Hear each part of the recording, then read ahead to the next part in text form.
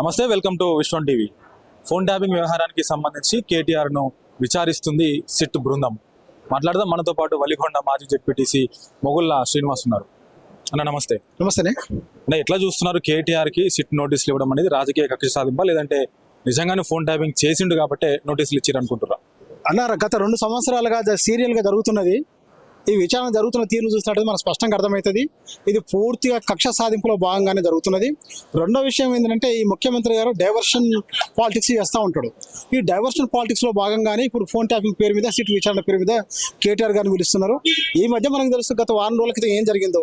క్యాబినెట్లో ఉన్నటువంటి మంత్రులందరూ కూడా ఇవాళ మొత్తం తెలంగాణ మీద పడి ఎట్లా దోసుకుంటున్నారో, దోసుకున్న సంపద పంచుకునే క్రమంలో వాళ్ళు ఎట్లా కొట్టుకుంటున్నారో అవన్నీ కూడా బట్టబయలైనాయి. తెలంగాణ సమాజం కూడా బట్టబయలైనాయి.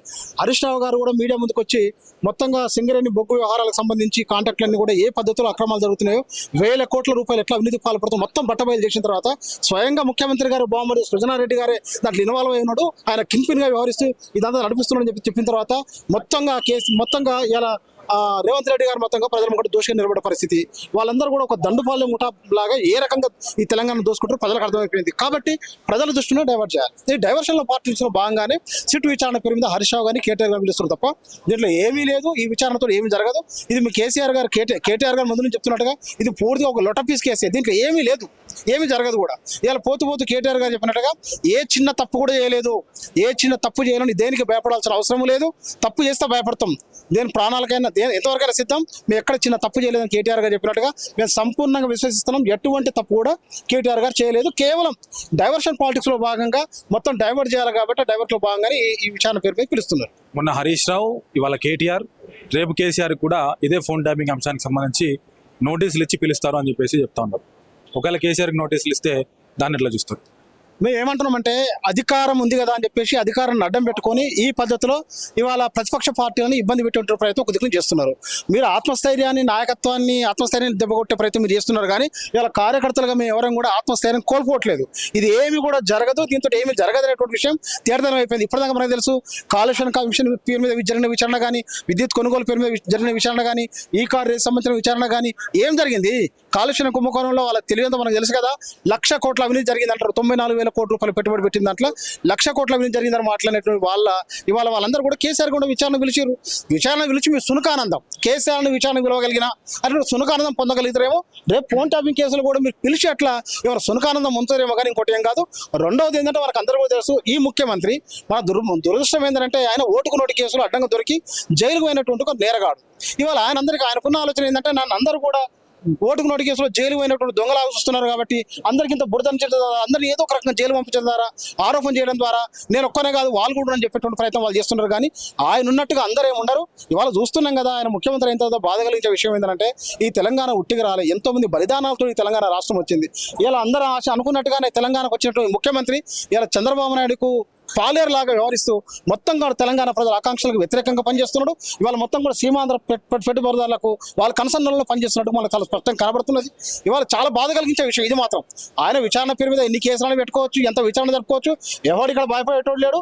ఇవాళ కార్యకర్తలు అయితే ఎవరు భయపడేటువంటి పరిస్థితులు లేరు. మా ఆత్మవిశ్వాసం ఎక్కడ కూడా కోల్పోం. ఎందుకంటే ఇవాళ మనం కేసీఆర్ సైన్యమే. మేము పోరాటం, త్యాగం మాకు కేసీఆర్ గారు టీఆర్ఎస్ పార్టీ నేర్పింది కాబట్టి మేము పోరాడతాం. మరింత రెట్టించే ఉద్యమంతో ఈ పోరాడతాం. ఈ ప్రభుత్వం మెడలు వంచుతాం.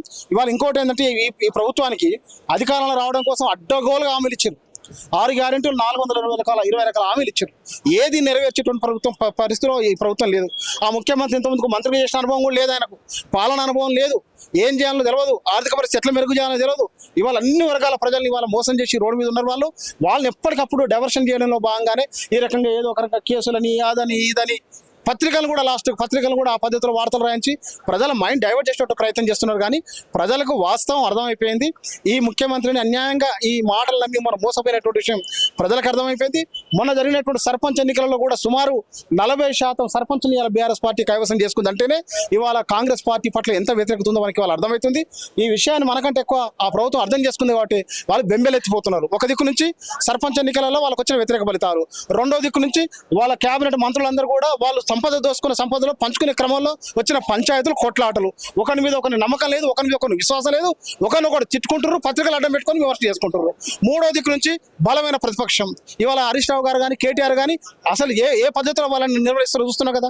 ఏ కార్యక్రమం తీసుకుంటే దాన్ని జరుగుతున్నటువంటి మోసం కానీ అవినీతి కానీ అవన్నీ కూడా బట్టబయలు చేస్తున్నారు. కాబట్టి ఎక్కడ మింగుడు పడిన పరిస్థితి, ఆగమాగం అవుతున్నాడు ముఖ్యమంత్రి గారు. ఆగమాగం అవుతున్న దాని నుంచి తన ఆగం నుంచి ఏదో ఒక రకంగా ప్రజల మైండ్ డైవర్ట్ చేయడంలో భాగంగా ఈ సీట్ల పేరు మీద విచారణ పేరు మీద పిలుస్తున్నారు తప్ప ఇంకోటి ఏమీ లేదు. బలమైన ప్రతిపక్షం కేటీఆర్ హరీష్ రావు అని చెప్పారు, కానీ అసలైన ప్రతిపక్ష నాయకుడు కేసీఆర్ ఇంతవరకు ఫోన్ ట్యాపింగ్ వ్యవహారం మీద ఇప్పటికీ స్పందిస్తలేడు. మన హరీష్ రావుకు నోటీసులు ఇవ్వగానే విచారణ అయిపోయింది, కేసీఆర్ని కలిసి వచ్చిండు. కానీ పబ్లిక్గా కానీ బహిరంగ కానీ కార్యకర్తలకు ఎటువంటి సందేశం ఇచ్చే ప్రయత్నం చేస్తలేడు. ఇంకోటి, కార్యకర్తలందరూ కూడా ఇంత హడావుడి చేయాల్సినటువంటి అవసరం ఏముంది?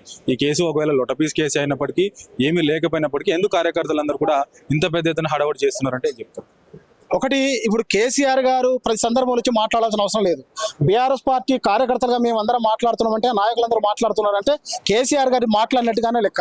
మేము అందరం కూడా ఆయన సైన్యం కాబట్టి మేము మాట్లాడుతున్నాం, కేసీఆర్ గారు మాట్లాడినట్టే, ఇంకోటి ఏం లేదు. రెండవది ఏంటంటే ఇవాళ కేవలం నాయకత్వం పట్ల ఇట్లాంటి కేసులు పెట్టి ఇబ్బంది పెట్టే ప్రయత్నం చేస్తున్న క్రమంలో కార్యకర్తలుగా చాలా మందికి సహజంగానే కొంత వేదన ఉంటుంది. ఏంది ఈ ప్రభుత్వం ఇంత అన్యాయంగా దుర్మార్గంగా ఈ రకమైన కేసులు పెట్టే ప్రయత్నం చేస్తున్నది? ఎందుకంటే చూస్తున్నాం కదా మనము, ఇవాళ కేటీఆర్ గారు ఎంత వేదనతో మాట్లాడినారు. ఇవాళ నాకు వ్యక్తిత్వ హననానికి పాల్పడ్డది ఈ ప్రభుత్వం, ఈ అధికారులు, దీనికి ఎవరు బాధ్యత వహిస్తారని చెప్పి మాట్లాడారు. ఇలా సినిమా హీరోయిన్ల మీద ఏ రకమైన మాటలు మాట్లాడారు? ఈ స్వయంగా ఈ ముఖ్యమంత్రి కేటీఆర్కు పేరుకు ముందు ఒక హీరోయిన్ పేరు పెట్టి రకుల్ రావు అనే పద్ధతిలో పేరు పెట్టి మాట్లాడినట్టు ఈ ముఖ్యమంత్రి ఇంత వెకిలిగా మాట్లాడినాడు. రకుల్ అంటే వాళ్ళకు ఒకవేళ హీరోయిన్ ఉంటే వాళ్ళ కుటుంబం ఉండదా? వాళ్ళ వ్యక్తిత్వాలు ఉండే వాళ్ళ వ్యక్తిత్వం హననం చేయొచ్చా ఈ ముఖ్యమంత్రి? ఇవాళ మొన్న జరిగింది, మనం అందరం చూసినాం. ఇవాళ కోమటిరెడ్డి వెంకరెడ్డి గారి మీద ఒక ఐఏఎస్ ఆఫీసర్ సంబంధించి వాళ్ళ ప్రయోజనాల కోసం ఒక మాట మాట్లాడితే ఇవాళ అందరూ మాట్లాడిన వాస్తవం అట్లా మాట్లాడొద్దని. ఇవాళ మీరు ఇంత దుర్మార్గంగా కేటీఆర్ మీద, హీరోయిన్ల మీద వ్యక్తిత్వ హననం చేస్తూ మీరు మాట్లాడిన దానికి మరి ఎవరు బాధ్యత వహిస్తారు? ఇవాళ ఇవన్నీ కూడా ఎవరు చెప్పారు? ఒకవేళ హీరోయిన్లది మనకందరికీ తెలుసు, హీరోయిన్లది ఫోన్ ట్యాపులు చేసిరట, వాళ్ళని బ్లాక్మెయిల్ చేసిరట అనే పద్ధతిలో మాట్లాడి ఏ హీరోయిన్ అయినా బయటకు వచ్చి ఫిర్యాదు చేసిందా? ఏ అధికారులైనా బయటకు వచ్చి మాట్లాడిందా? ఎందుకు ఈ లీకులు ఇస్తున్నారు? ఈ ముఖ్యమంత్రి, ఈ అధికారులు లీకుల మీదనే బతుకుతున్నారు. ఇవాళ కేటీఆర్ గారిని ఏదైతే ఇవాళ వారి వ్యక్తిత్వ హననానికి పాల్పడ్డారో దానికి కారణం ఎవరో ఈ ప్రభుత్వం కూడా చెప్పాల్సిన అవసరం ఉంటుంది. ఇవాళ అందుకోసమే కదా ఈ రకంగా ఇంత దుర్మార్గంగా దాడి చేస్తున్నారు, ఇంత దుర్మార్గంగా మరి ఈ పద్ధతిలో చేస్తున్నారు. కాబట్టి కార్యకర్తలు సహజంగా ఉండేటువంటి మానసిక వేదన, అరే మనం నాయకుడికి ఇవాళ విచారణ సందర్భం కదా, మనం మద్దతుగా పోదామని దృష్టితో వస్తున్నా తప్ప మాకెవ్వరు కూడా ఎటువంటి ఆందోళన లేదు. ఏదో జరుగుతుంది, ఏదో అవుతుంది, కేసులలో తీసుకుపోయి జైలు పడేస్తారు, మేము తప్పు చేసినామని ఎవ్వరు అనుకోవట్లేదు. ఎందుకంటే 10 సంవత్సరాల పాలన చూసినాం. తెలంగాణ ఎట్లా అల్లాడిందో, ఆ తెలంగాణ ఏ పద్ధతిలో నిర్మాణం చేయాలో అనుక్షణం తెలంగాణ నిర్మాణం కోసమే తప్పించినటువంటి ప్రభుత్వం కేసీఆర్ ప్రభుత్వం. ఇట్లా టైంపాస్ వ్యవహారాలు చేసేటువంటి పరిస్థితి ఇంతమందికి లేకుంటే ఇట్లా తప్పు చేస్తారని ఏ కార్యకర్త భావించట్లేదు. ఎందుకంటే నిదర్శనం కూడా అర్థమవుతుంది కదా, కాళేశ్వరం మీద అంత మాట్లాడారు, కమిషన్ వేసిరు, విచారణ ఏమైంది? విద్యుత్ కొనుగోలు మీద కూడా కమిషన్ వేసిరు, ఆ రిపోర్ట్ వస్తే మలిసి ఎడబెట్టుకొని ఇప్పటికి ఎవరికి అర్థం కాదు. ఇవాళ ఈ కార్ రేస్ సంబంధించి కూడా అదే జరుగుతున్నది. మొత్తంగా ఇవాళ అందులో ఇంకోటి ఏదైనా కాంగ్రెస్ పార్టీ సంబంధించి చూస్తున్నాం కదా, ప్రతి దాంట్లో అవినీతి, ప్రతి దాంట్లో కుంభకోణాలే. ఏ పథకాన్ని తీసుకున్నా, ఏది తీసుకున్నా కూడా వాళ్ళందరూ కూడా పాలన మీద దృష్టి లేదు. ఈ తెలంగాణకి ఏం కావాలి, తెలంగాణ ఎట్లా నిర్మాణం చేయాలి ఆలోచన లేదు వాళ్ళకు. ఎంతసేపు తెలంగాణ సంపద ఏంది, వనరులేంది, ఎవరి శాఖ ఏంది, ఎవరి శాఖకి ఏమొస్తుంది, ఎట్లా దోసుకోవాలి, ఎట్లా మంచుకోవాలనేటువంటి ఆలోచన తప్ప ఇంకోటి లేదు. ముఖ్యమంత్రి గారికి ఇంకోటి ఏంటంటే ఆయనకు రాహుల్ గాంధీ కూడా పంపాలి కాబట్టి 2000 కోట్లు ఆయనకు పంపాలి, ఇంకో 2000 కోట్లు ఈయన మిల్చుకోవాలి ప్రతి నెల. ఇది జరుగుతున్నట్టుగా ఇంటర్నెట్ బయట మాట్లాడుకుంటున్నారు. ఇదే పనిలో వాళ్ళు ఉన్నారు తప్ప వాళ్ళు తెలంగాణ ఏమో చేసేటువంటి ఆలోచన వాళ్ళు ఏం లేరు. ఇవాళ కార్యకర్తలుగా మేము ఎవరైనా కూడా అందులో పడట్లేదు. ఇది ముమ్మాటికి ఇదంతా కూడా కక్ష సాధింపులో భాగంగా డైవర్షన్ చేయడం కోసం తీసుకుంటున్న మరి విచారణ మేము భావిస్తాం. కక్ష సాధింపు చర్యల్లో భాగంగానే విచారణ చేపిస్తున్నారు తప్ప దీంట్లో ఎటువంటి నిజాలు లేవు, దీంట్లో ఎటువంటి ఆధారాలు కూడా లేవు. 2 సంవత్సరాల నుంచి కూడా కాలం గడుపుతుంది, పబ్బం గడుపుతుంది కాంగ్రెస్ పార్టీ ప్రభుత్వం అని చెప్పేసి వారు బలంగా విమర్శిస్తున్నారు. కెమెరామ్యాన్ బిట్టుతో ఉదయ్, విశ్వం టీవీ, హైదరాబాద్. ఇది కేవలం కాంగ్రెస్ పార్టీ దాదాపు అధికారంలోకి వచ్చి 2 సంవత్సరాలు గడిచిపోయింది.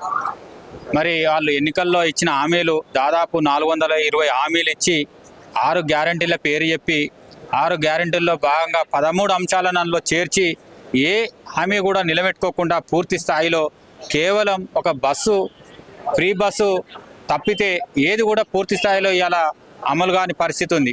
అందుకే ఈ హామీల విషయంలో మన కేసీఆర్ గారు, మన కేటీఆర్ గారు, హరీష్ రావు గారు నిలదీసే క్రమంలో వాళ్ళు తట్టుకోలేక దాదాపు 2 సంవత్సరాల నుంచి ఫోన్ ట్యాపింగ్ కేసుని ముందు వేస్తూ ఎప్పుడైతే వాళ్ళకి ఇబ్బందికర పరిస్థితులు వస్తాయో ప్రభుత్వానికి, ఆ టైంలో ఈ ఫోన్ ట్యాపింగ్ కేసు అని కొన్ని రోజులు, ఈ కార్ రేసింగ్ అని కొన్ని రోజులు, కాళేశ్వరం మీద కమిషన్ అని కొన్ని రోజులు, ఈ రకంగా కాలయాపన చేసుడు తప్పిస్తే ఇలా ఎలాంటి నిజాలు లేవు. నిజంగా మీకు దమ్ము ధైర్యం ఉంటే, ఇవాళ మీకు ప్రభుత్వం వచ్చి 2 సంవత్సరాలు అవుతుంది, నిజంగా మీకు దమ్ము ధైర్యం ఉంటే, సత్తా ఉంటే ఆధారాలతోటి బయటపెట్టి నిరూపించాలి. అప్పుడు ప్రజలల్లో తెలిసి వస్తుంది. కేవలం ఇది కాలయాపన చేసుకుంటా నిరాధార ఆరోపణలతోటి మరి అలా ఆధారాలు లేకుండా ఈ రకంగా బదనాం చేసుడు నిజంగా ఇది దురదృష్టకరం. ఇవాళ ఖచ్చితంగా ప్రజానీకం మొత్తం, తెలంగాణ సమాజం మొత్తం ఆలోచన చేస్తుంది. ఇవాళ కాంగ్రెస్ పార్టీ పూర్తిగా అవినీతిలో ఊరుకపోయి ఇచ్చిన హామీలు నెరవేర్చని క్రమంలో ఇవాళ కావాలని బురద జల్లే కార్యక్రమం తప్పిస్తే ఇలా ఎలాంటి వాస్తవాలు లేవు. ఇదంతా అవాస్తవం. ఖచ్చితంగా ఎన్ని కమిషన్లు వేసినా, ఎన్ని ఎంక్వైరీలు చేసినా అన్నిటికీ నిలబడి, అన్నిటినీ తట్టుకొని నిలబడి కడిగిన ముత్యం వల్లే మన కేసీఆర్ కానీ, కేటీఆర్ కానీ, మన హరీష్ రావు అన్న కానీ ఖచ్చితంగా నిరూపణ చేసుకుంటారని తెలంగాణ సమాజం తరఫున ఖచ్చితంగా తెలియజేస్తున్నాం.